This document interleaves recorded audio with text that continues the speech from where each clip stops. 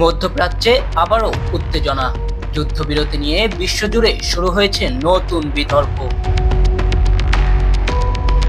ঘোষণা দিয়েছেন ইরান, যুক্তরাষ্ট্র এবং তাদের মিত্ররা তাৎক্ষণিক যুদ্ধবিরতিতে সম্মত হয়েছে।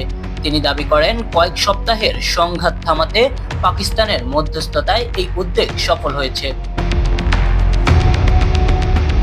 চূড়ান্ত আলোচনার জন্য শুক্রবার ইসলামাবাদে আমন্ত্রণ জানানো হয়েছে সংশ্লিষ্ট পক্ষগুলোকে। লক্ষ্য স্থায়ী শান্তির পথ খুঁজে বের করা।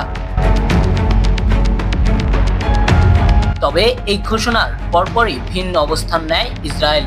প্রধানমন্ত্রী বেঞ্জামিন নেতানিয়াহু স্পষ্ট জানিয়ে দেন, এই যুদ্ধবিরতির অংশ নয় ইসরায়েল। লেবাননে সামরিক অভিযান চালিয়ে যাওয়ার ঘোষণা দিয়েছে ইসরায়েল। তাদের মতে হিজবুল্লাহ এর বিরুদ্ধে অভিযান চালানোই নিরাপত্তার জন্য জরুরি। ইসরায়েলের মতে যুক্তরাষ্ট্রের মূল লক্ষ্য ইরানকে ভবিষ্যতে পারমাণবিক বা ক্ষেপণাস্ত্র হুমকি থেকে বিরত রাখা। বিশ্লেষকদের মতে এই দ্বন্দ্ব পরিস্থিতিকে আরো জটিল করে তুলতে পারে।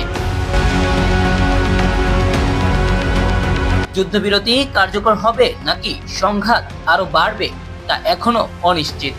মধ্যপ্রাচ্যের ভবিষ্যৎ এখন দাঁড়িয়ে আছে এক অনিশ্চিত মোড়ে।